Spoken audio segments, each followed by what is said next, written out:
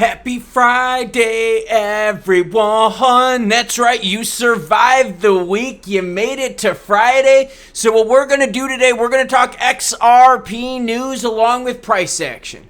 Binance execs, top execs leaving. Is the ship sinking? SEC going after smaller projects, including DAOs. And with all the news going on with XRP, Ripple Labs, XRPL, why is the price slowly going down? Well, I'm going to share with you the news that's making that happen.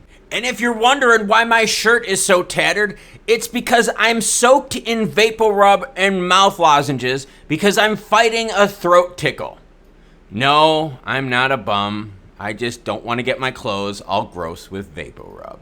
You know the deal. We're banging and wanging this Friday. Bitcoin sitting at 30,200 ETH, 1862. XRP highlight of the show, 46.7, down 1.2% last 24, with XLM eroding even faster, down 4.4% last 24, sitting at 9.5. We talk time and time again how these rallies won't last. There's just no money.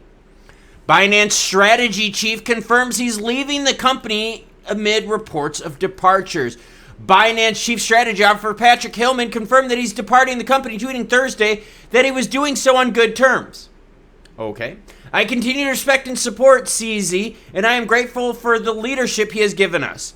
Hinman said, referring to CZ, I've been here for 2 years, and it's simply time for me to move on to the next challenge.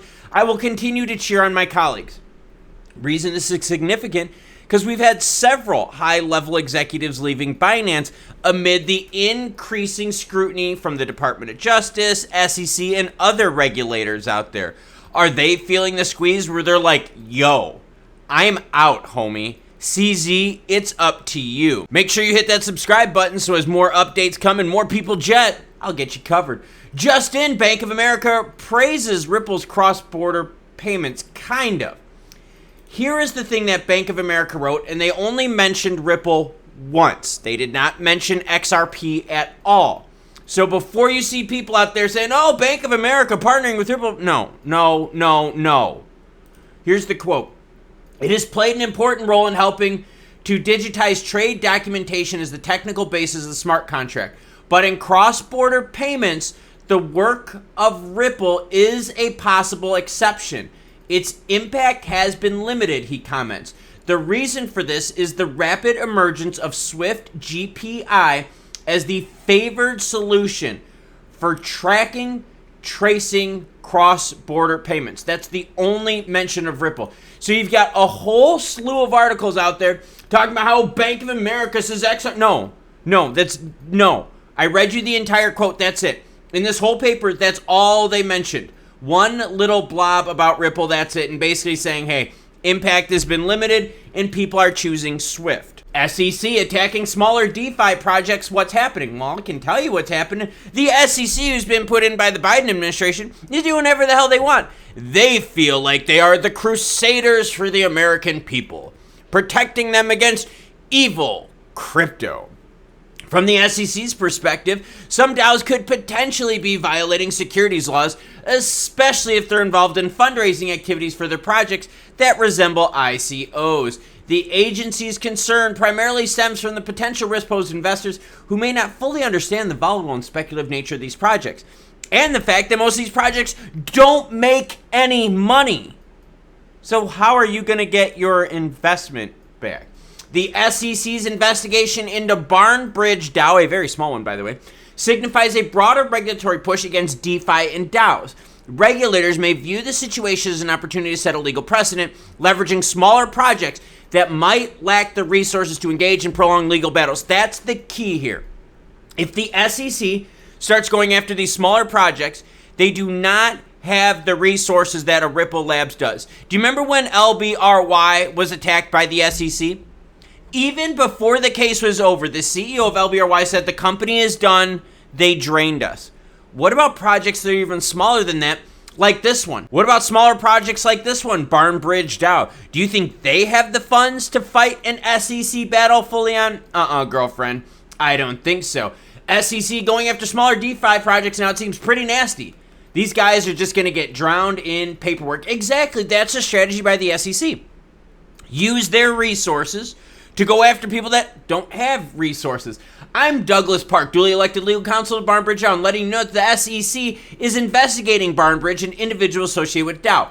Because of the SEC's investigation is ongoing and non-public, I am limited to the information that I am available to share. All work on Barnbridge-related products should stop, and individuals should no longer be compensated for any work they do related to Barnbridge until further notice. Moreover, Tyler Ward and Troy Murray will not comment on the investigation for Barnbridge Dow. Yeah, crazy, isn't it? So stop building, stop all this. So now the SEC starts going after these smaller projects. It's a big problem because the majority of crypto is made of these smaller ones and a lot of ones that I know you're big fans of. They just don't have the budgets to fight the SEC. Xspector considers leaving XRPL due to lack of support from Ripple. XRP community reacts. All right, let's get to a story here. The XRPL infrastructure, it doesn't require Ripple's blessing to build on, so we're continuing to do that. XRPL is still really great technology on which to build our metaverse, but I really shouldn't have to call Ripple's leadership in order to get attention from Ripple X. Oh, interesting. So now you have NFT artists and creators going, we're not getting the support we need from Ripple Labs. Our projects are building. How come you're supporting other ones? But what about ones that are trying to build? People aren't happy. So as we turn up the pressure of the tea kettle, right, with the SEC, lack of funds, negative news, people are starting to get panicky. XRP price action. Talked about it. This last move here couldn't hold. We then had a quick rally to 52.3, could not hold there either. I said at that time, hey, if we don't stay above 50 cents for a while, we're going to erode back down slowly. The reason we're eroding back down slowly has to do with this. This is a news aggregator site. These are all the stories in the last several days that have to deal with XRP or Ripple Labs. Golden Cross, sensational arguments, $100 price prediction, XRP holders win right to sue Ripple, all that stuff, okay? The point here is that all of these things, all of these projects, all these news, aren't having the effect on price that you would think. What's having the effect on price is over the last several weeks, and you can see it right here. Over the last several weeks, European Central Bank, the UK, along with the United States have all said, hey, we're going to have to do more rate hikes. We're going to have to make monetary conditions even tighter. And we're going to have to raise rates higher than we originally thought because inflation is bad. On top of that, housing is not cooling down, which means Jerome Powell and the Fed are definitely going to have to jack rates up to cool housing down. Now, all of that economic news, those macroeconomic events, are telling all of us investors out there that money supply is going to be tight for a while. Now, I talked time and time again on this channel about how these moves just don't last. There's not enough money. When you see these small Asian exchanges propping up XRP, you're like, okay, cool. When are the big boys going to jump in?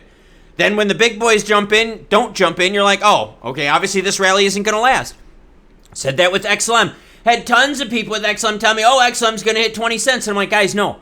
This pumped on no news. There's no news to support it. Macros suck ass, and look at XLM. Heavy retracement. XRP's retracement is not as heavy because they have a larger community, thanks to people like you. But you are not going to see the price action of XRP move up unless we get some softening of macroeconomic news, or again, we start seeing the pump from the exchanges out east. But right now, specific news regarding XRP is not pumping up the price. Right now, XRP is being traded on macroeconomic conditions. And the global macroeconomic conditions right now are not good. Money supply is tight. Money is expensive. Things cost a lot, which means, guess what? We're not spending our money on risky things. We're spending money on things to survive. So now we have to start asking ourselves, so how long is this really going to last? This money supply being so tight and expensive? Honestly, until inflation comes down. And the biggest problem right now is housing. Housing is still freakishly expensive. Private equity groups out there are to blame for this. What happens is this. These private equity groups go in, they buy homes in an area without having to get loans, so they're able to circumvent the interest rates. So they buy these homes with cash. get a great deal on it. Then they rent them out at a super high rate, pushing the rent level of the area high. Once the rent level is super high in this area from a bunch of private equity groups renting homes, guess what happens? The floor price of homes go up. Why does the floor price of homes go up? The floor price of homes goes up because they know they can get a lot of money for renting it out if they were to do so. So then that allures investors that have cash. Now, because housing is such a mess, because right now it is the biggest contributor to inflation, that means we're spending a ton more money on housing. Yeah, housing prices are still high. Interest rates are freakishly high, so you're spending crap tons on interest, which means all that extra money you had compared to 2 years ago when you were spending a lot of money on crypto is gone. It's going to things like high interest rates for homes, auto loans, high inflation stuff. Stuff is still expensive. So until the markets cool down, until pricing starts coming down, and until housing starts softening up, money supply is going to be tight. No, money printer will not go burr. So until that happens, look for softness. Yes, you're going to see pumps. Yes, you're going to see pumps. And people have been making money on those pumps. You're going to see pumps, but they're not going to last because there's just not enough money around to keep this thing going.